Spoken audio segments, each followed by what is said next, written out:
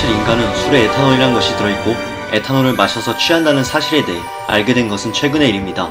현대인들은 에탄올이 곧 술이라고 당연하게 알고 있습니다. 그러나 고대인들은 술을 마시면 취한다는 것은 알았어도 대체 무슨 물질 때문에 어떻게 해서 취하게 되는지 그 메커니즘은 전혀 알지 못했습니다. 술 내부에 에탄올이 들어있다는 것을 알지 못했고 아랍인들이 에탄올을 증류하여 만들게 된 뒤에도 에탄올과 술을 아예 별개의 물질로 보고 있던 기간은 매우 길었습니다.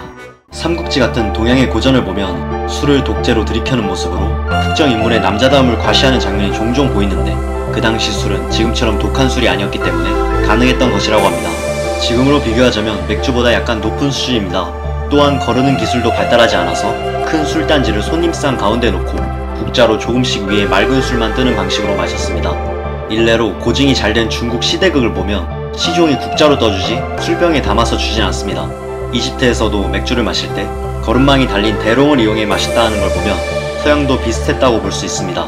대체로 중동이나 서양에서 술이 금지되는 것은 종교적인 이유 때문인 경우가 많지만 동양, 특히 조선의 경우 술의 대부분이 곡물을 사용하는 곡주였기 때문에 흉년이 들 경우 식량을 보존한다는 의미에서 금주령이 내려지기도 했습니다.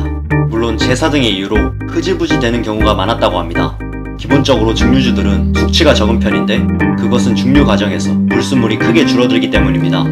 세계적으로 술에 대한 바보 같은 명언은 아마 술은 인간에게 해로운 것이니 몽땅 마셔서 없애버려야 한다가 아닐까 생각이 듭니다. 참 모순적이면서도 술과 인간 사이에 애증을 엿볼 수 있는 말입니다. 또 프랑스 속담 중에는 너무 취하면 기억이 빠져 죽는다라는 말이 있는데 이는 과학적으로도 근거가 있는 말입니다. 소위 말하는 필름이 끊기는 현상이 반복적으로 일어나다 보면 알코올성 치매가 올 수 있습니다. 재료와 제조법 등 종류의 차이는 있어도 술 문화 자체는 세계 각지에 있었지만 여기에도 예외가 있었다고 합니다.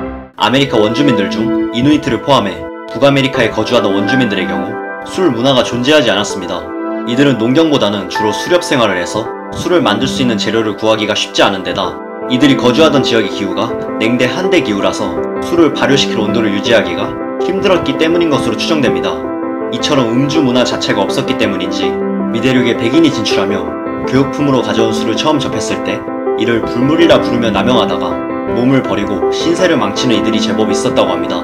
주변 환경 때문에 신선한 물을 마시기 힘든 경우에 술을 물 대신 마시는 경우도 많았습니다. 몽골과 같은 사막의 경우 오아시스의 물은 기생충 때문에 마실 수 없었고 지대의 특성상 물에 석회가 섞여있는 경우가 많던 유럽에서는 맥주를 물 대신 마시기도 했습니다. 독일과 같이 맥주로 유명한 유럽의 지역들은 석회 섞인 물이 많은 지역적 특성 때문에 맥주가 발전할 수밖에 없다고 하지만 도시 전설에 불과합니다.